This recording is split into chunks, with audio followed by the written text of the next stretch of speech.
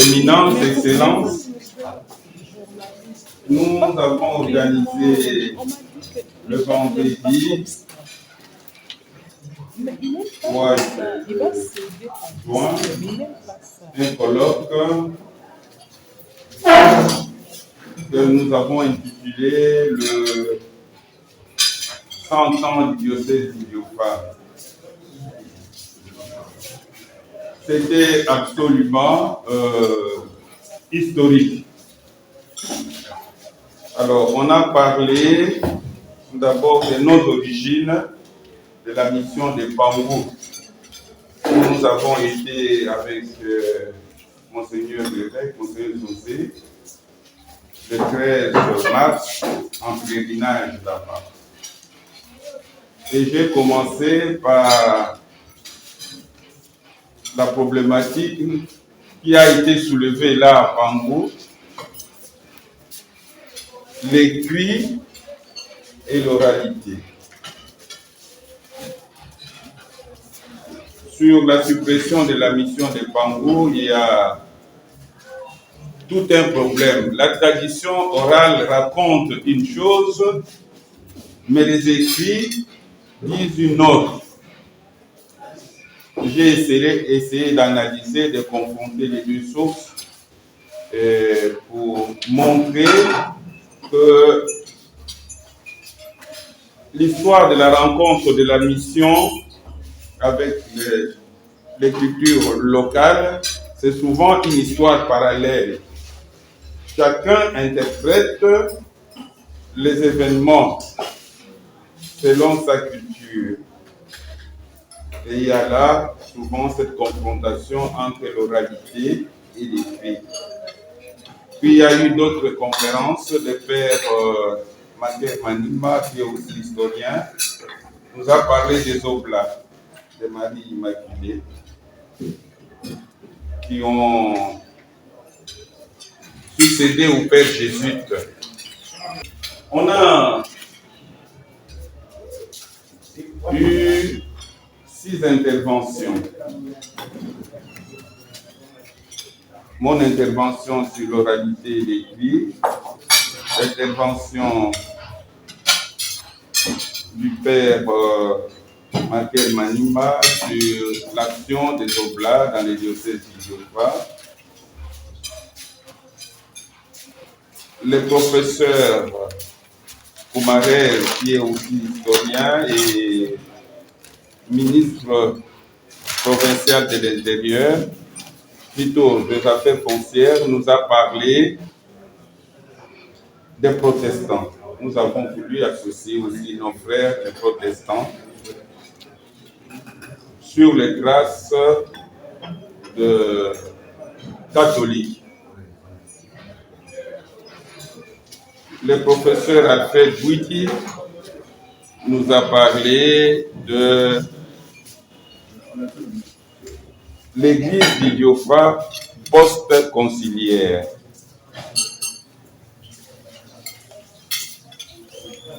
Le professeur Nestor Bimpa nous a parlé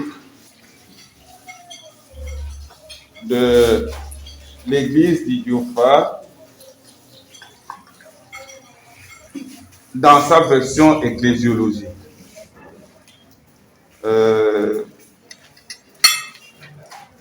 Le professeur d'ailleurs Isidore, qui devait intervenir, est venu en retard, il n'est venu qu'hier.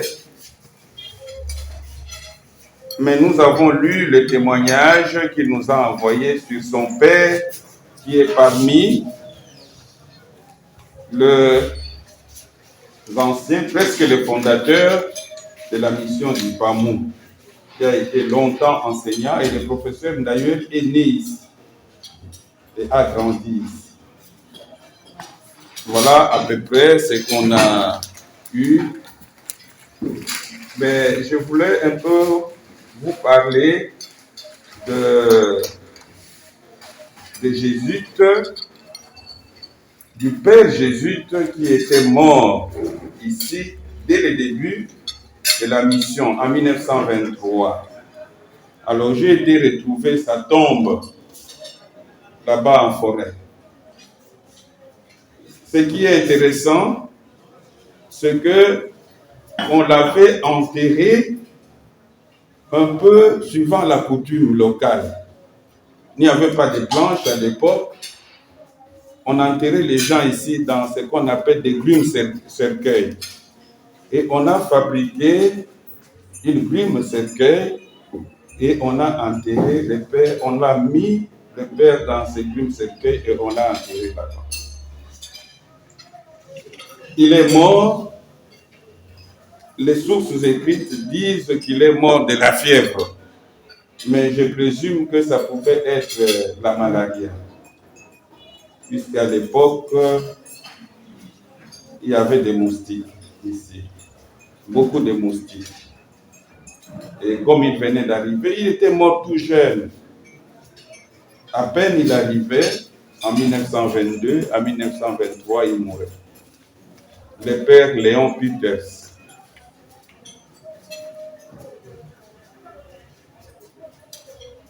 Un autre élément, c'est autour de cette suppression, de cette fameuse suppression de la mission de Pangou. La mission de Pangou a été créée par des skatistes et aussi grâce à la SECA, la compagnie du Kassai. La suppression de cette mission est, d'après les sources écrites, la suppression de cette mission est due à deux facteurs. La concurrence avec les protestants et puis des problèmes de finances. La mission a été créée à Pangou. Pangou, c'est à peu près à vol d'oiseau. Je crois que ça doit être 50 km d'ici, à vol d'oiseau.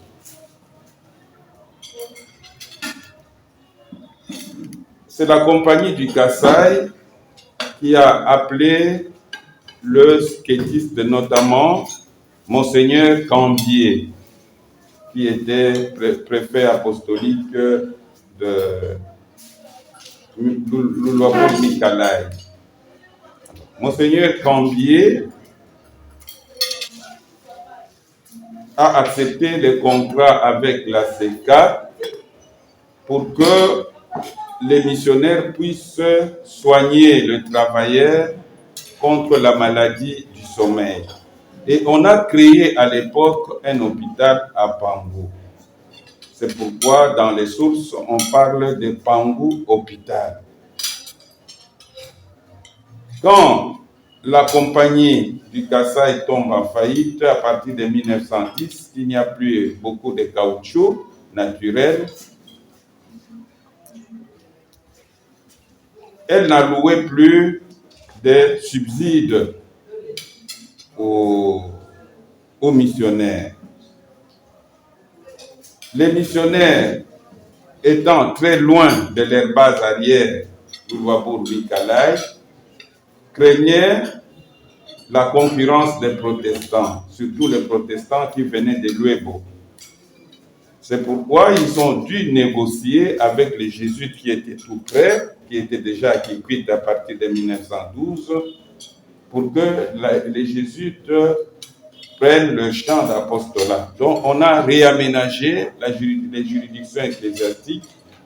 La mission du Kwango qui s'étendait au départ de Linkisi à la rivière Louboué s'est étendue un peu plus, c'est-à-dire jusqu'à la Louange, ou qu'on appelle aussi communément ici chez nous Katembo.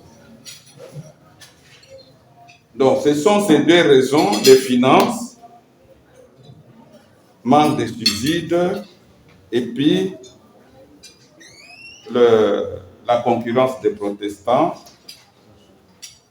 qui ont amené qu'on puisse réaménager les juridictions ecclésiastiques et que les skétistes partent des Pangou pour rentrer sur Kananga. Ça, c'est la version écrite. Mais il y a la tradition orale qui dit que les missionnaires ont été chassés de là par un certain sorcier qui a envoyé des sortilèges, des moustiques, des moustiques, a fait brûler la mission, et c'est suite à cela que les missionnaires se sont enfuis. Avec Monseigneur, on a eu vraiment un débat avec les gens du terroir là-bas qui nous ont donné la version de la tradition orale. J'ai essayé de leur expliquer la version de l'écrit, mais ils m'ont réfuté violemment. Alors, ils gardent ce que la tradition leur a transmis. Donc, voilà à peu près. Alors, quand les jésuites viendront, ils ne vont plus s'établir à Pango pour des raisons aussi évidentes, puisque partout où les jésuites s'installaient, ils n'aimaient jamais s'installer dans des grands centres, parce que Pango, c'était un grand centre où il y avait aussi la concurrence du commerce, et ils choisissaient souvent des sites où ils pouvaient avoir beaucoup de ressources naturelles, notamment les bois. Et ici, c'était une grande forêt avec beaucoup de bois d'ouvrage. Et il y avait aussi ici beaucoup de gibier. Jusque très récemment, il y avait encore la grande forêt ici autour du Pamou. Mais avec la pression humaine, tout a été détruit. Voilà, Éminence, Excellence, ce que je pouvais brièvement vous raconter. Ce sont ces problématiques que nous avons traitées lors du colloque qui a eu lieu le vendredi.